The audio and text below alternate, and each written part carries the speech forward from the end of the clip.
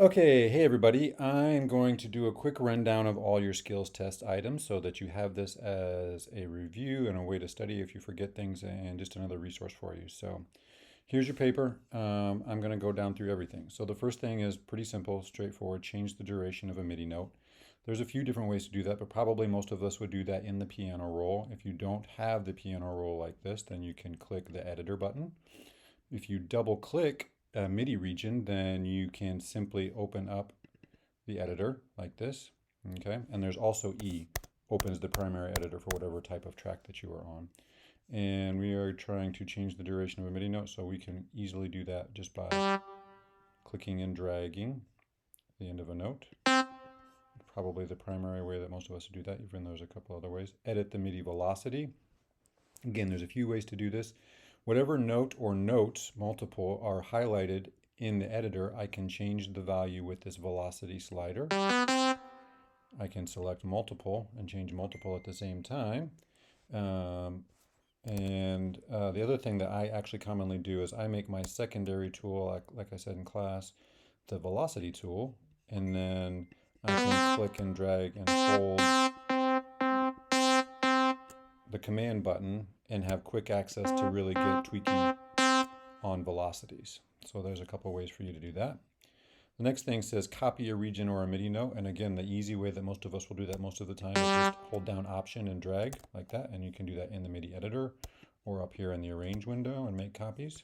Next up, we can cycle playback and looper region. These are two different things. One, we can cycle playback, meaning I want to cycle this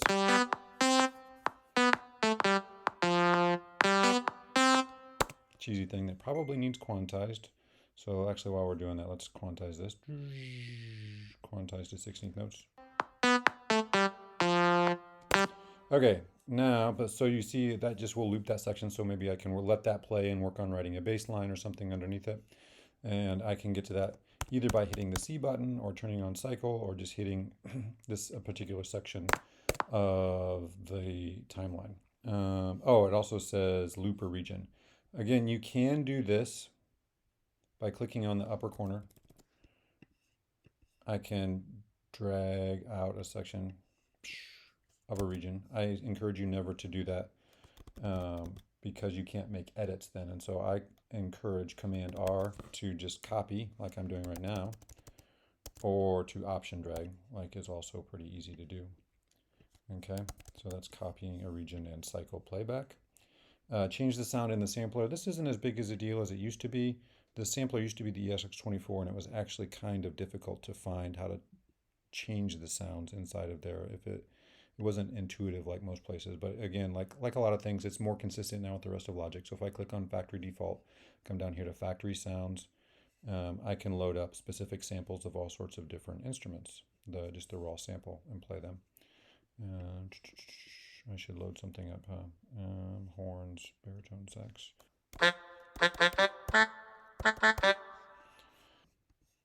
Let's close that up. What's next? Ah, hot corners.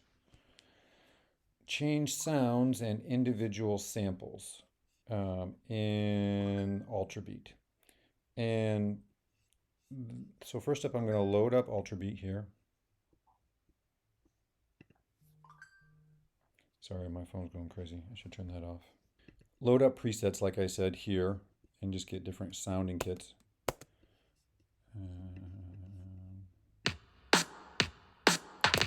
And I can change, again, if I want to change the kick sound, then I make sure the kick is highlighted. And then right now you can see the kick sound is only being made up of the sampler down here because it's the only one that's turned on. I can turn on also the noise generator or just the noise generator and see what that sounds like. It's kind of funny, huh? Can turn on also the phase oscillator, put you down.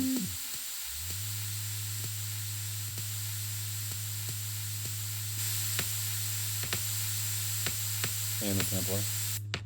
Again, so I just want you to keep that clear, but then also changing specific samples. We did this in class.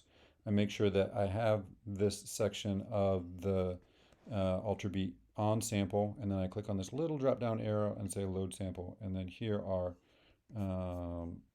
folders and folders of samples that you can easily and quickly access. And you can actually load up other things too, which is pretty cool. Okay, so there's loading, changing sounds and loading individual samples in Logic. Or I'm sorry, in Ultrabeat. Load individual and unique virtual instruments versus instrument preset sounds from the library. So again, most of you probably start out using Logic using the library here. Clicking this button, or Y is the shortcut, as opposed to loading up the individual sound modules here in the instrument section, which the equivalent, and so these are the actual virtual instruments or sound modules, synthesizers, samplers, or whatnot. And then likewise, if I'm looking at my mixer, you can see this whole section, input, when I'm using a virtual instrument or a software instrument, this is where your sound module goes, okay? Say Ultrabeat or Alchemy or whatever, okay? Okay, next up, turn on or off MIDI merge. So this is super cool and helpful. There are different record options for both audio and MIDI tracks, and in terms of what happens when I record over top of a previous region. So this region sounds like this, and I can merge overlapping MIDI regions. I want to merge, meaning I'll add to it like this. And so you can see that got added to the region. I can make it so that overlapping MIDI regions don't merge but create a take folder. Okay, so now I have two of these in a take folder. I have the one that I just made, and I have the first one. Okay, and I can sort of try different things and see what works. Right. Okay, so that is a take folder. I can also do things like create a new track and so on and so forth. I'm not going to go over all of those right now, but you can actually change that based on if you have cycle record on, meaning I'm going to use this, and I just keep adding every time I try something new. It adds a new take folder or a new track. There's a lot of different functionality that can be super useful to you. Change the tempo is easy enough. That's right here. Okay. Change the buffer setting in the playback engine. So again, we talked about hardware buffer and latency. And so we go to Logic Pro, Preferences, Audio, and IO buffer size is the buffer, okay? And the playback engine is called playback engine in Pro Tools. Here it's called output device and input device. That means what do you want to send signal into and out of the software. Logic is actually pretty unique and cool in that I can use two different devices for input and output. That's not possible in Pro Tools and some other DAWs, okay? Change the buffer setting in the playback engine. That's what we just did. Open Live Loops. So Live Loops is something super cool. It's in just honestly the latest version of Logic. And it's their sort of reaction to Ableton Live. If you don't know, Ableton Live was the first DAW that kind of did something where the DAW wasn't linear, meaning you don't start at the beginning of a session and play forward in time, and everything develops linearly or as a progression of time, but can kind of happen in any sequence that you want to put together. So I have just this little thing here. Let's slow the tempo down so it doesn't drive us crazy quite as much.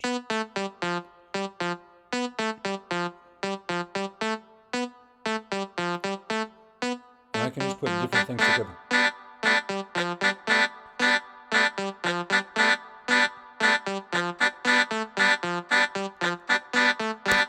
So I can try putting different pieces, parts together in different ways.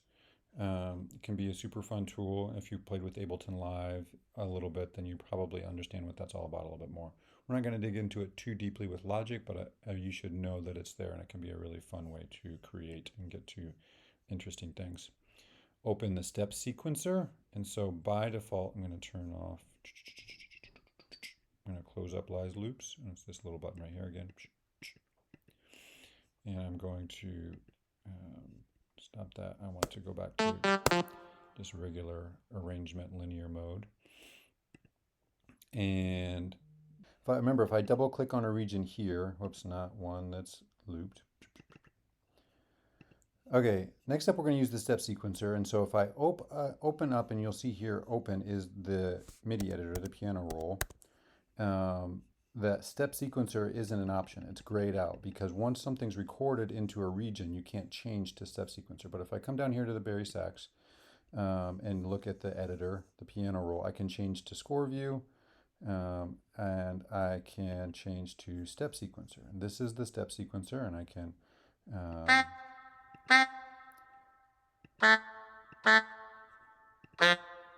write things in like that. And here, let's move this over so it's not on top of the other thing and cycle it. And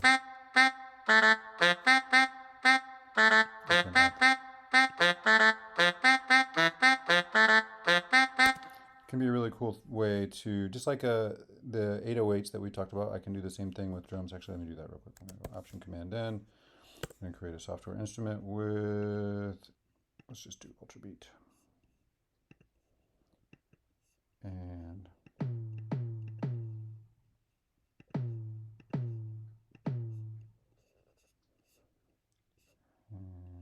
kick.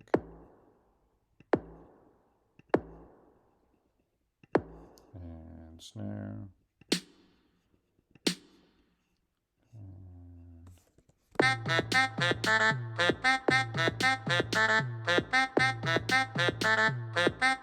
There you have it. Anybody want to buy it? Just kidding. Okay, actually I need to add some hi-hats.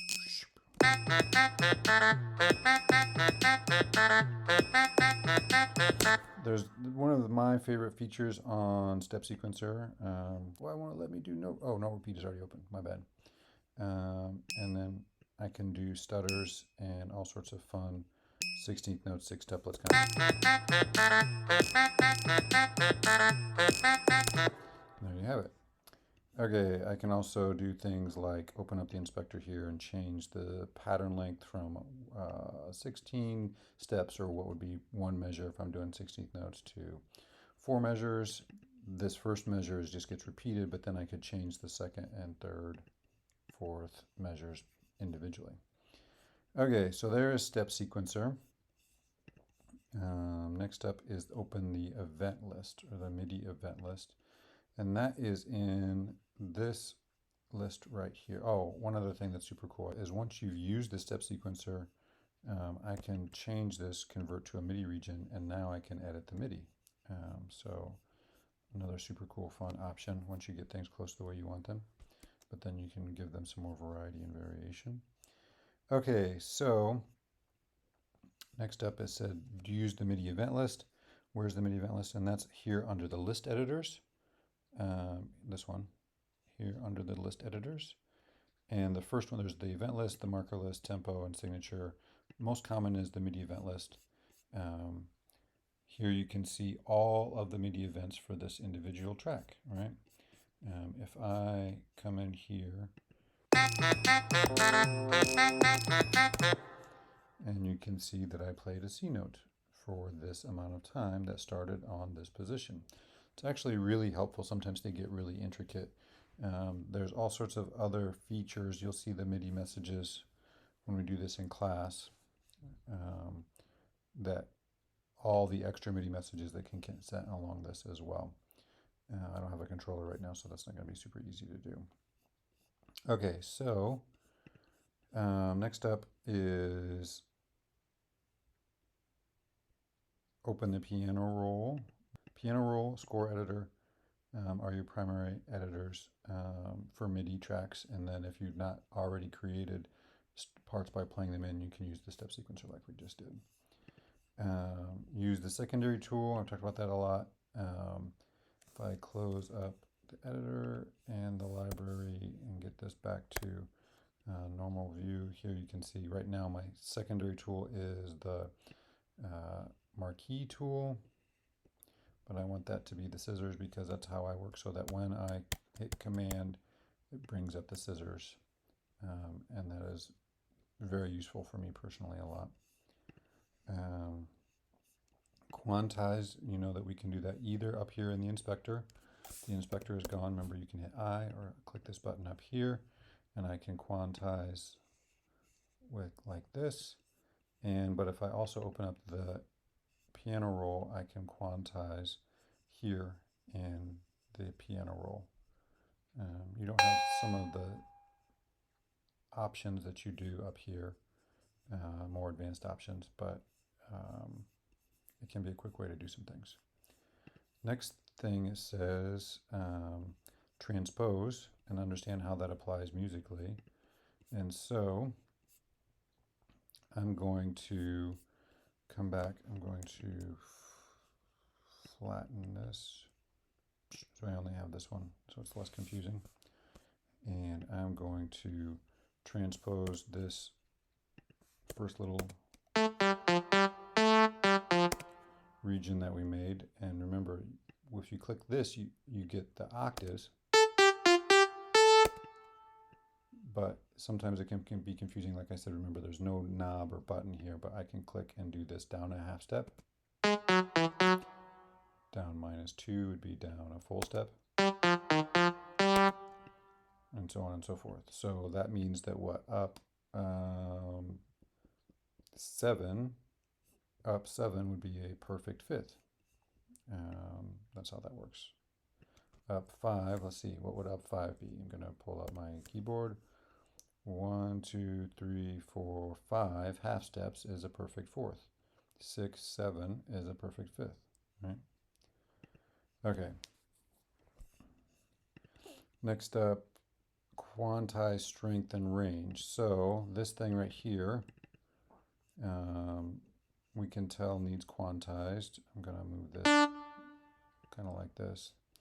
And yes, I can quantize this to 16th notes, like should be done. So that locks it in place, but then I can drop down the more, and I get Q strength, which determines how much it's going to be. You can see it's sliding as I do that. 0% leaves it in its original position. 100% locks it perfectly in place. And sometimes someplace somewhere in the middle gives things a more human or natural or organic feel. And so that's an important thing to know.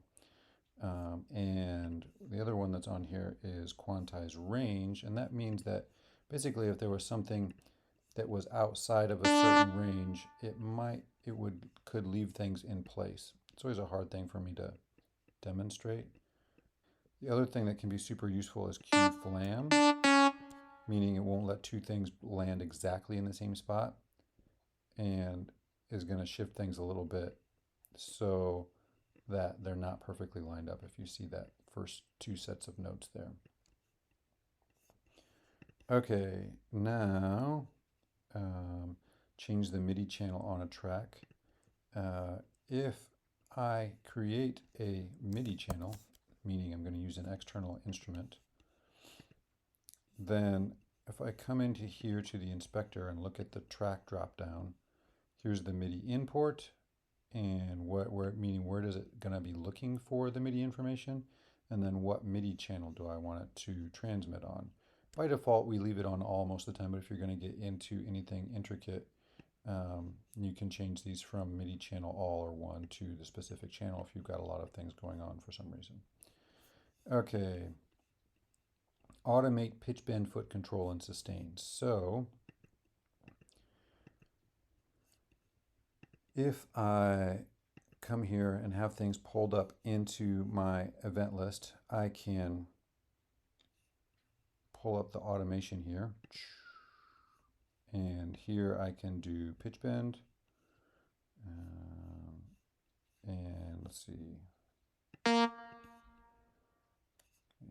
Change this secondary tool to the pencil and do this.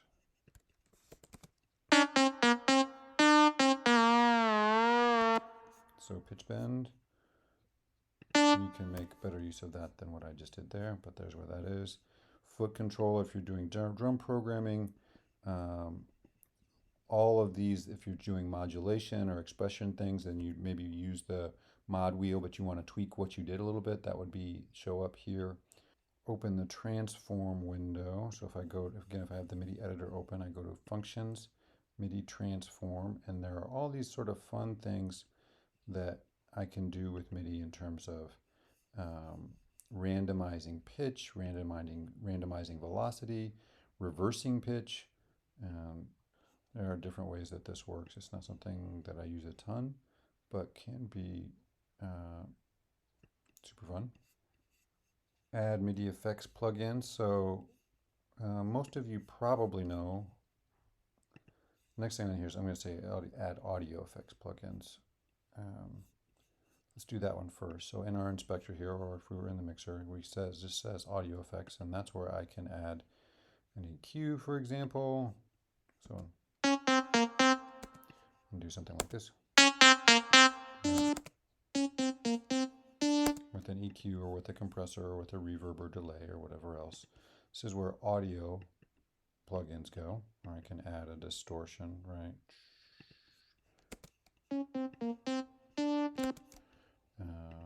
Like that. But then there's also this super fun thing called MIDI effects, MIDI plugins. And so up here where it says MIDI effects, I can add MIDI plugins. And that is things like chord trigger and the arpeggiator and things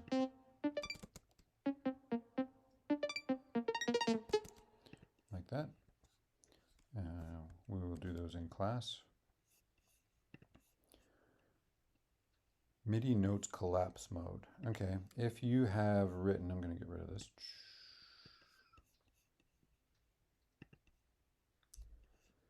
Say you have written parts in and you know you're probably primarily going to be using those notes or rearranging those notes. Then I can hit this little note collapse mode. And that way I'm only looking at the piano roll for the notes that I'm using. And it kind of cleans things up and lets you maybe even know which notes to use or you can use in a chord or something like that. Can be super helpful. Horizontal and vertical zoom in the arrange window. This is very helpful. Some people don't learn this until way too late and waste a lot of time. And so if I hold command and use the arrows beside the option key, I can zoom horizontally and I can zoom vertically like that. Change playback to play from last locate position. This is important for me personally. You can change the way that the play functions. So let's say right now, listen to this. You hear it goes back to the same spot every time, but I can control click on the play button and say play from, not from last locate position, but you see it keeps indexing and keeps moving forward. And that is just a personal preference thing, or maybe depending on what type of editing you're doing at the time. Show freeze tracks. So it doesn't show up here. This is your track header, and it's not there by default, but if you hit Option T, you get this, and you can add additional things to your track header, like freeze tracks and protect tracks. And now I can't make edits to it. It's frozen, but I can just unfreeze it and make edits. But that writes all that information to audio to save processing power. Last up, show global tracks, and that is this stuff up here. And I can get to it by hitting G or clicking this button. This is where I get my arrangement tools that can be helpful, particularly if, let's say, you're using drummer track. It creates different variations on your patterns, which is another cool tool. Or I tend to use just marker and say the pencil tool to write, and click in here and say intro verse 1 and so on and so forth. And I can hit Option C to color code all these things. There you go. That's a little bit of everything. Hope that's a helpful review for you. And let me know if you have questions. I'll talk to you later. Bye.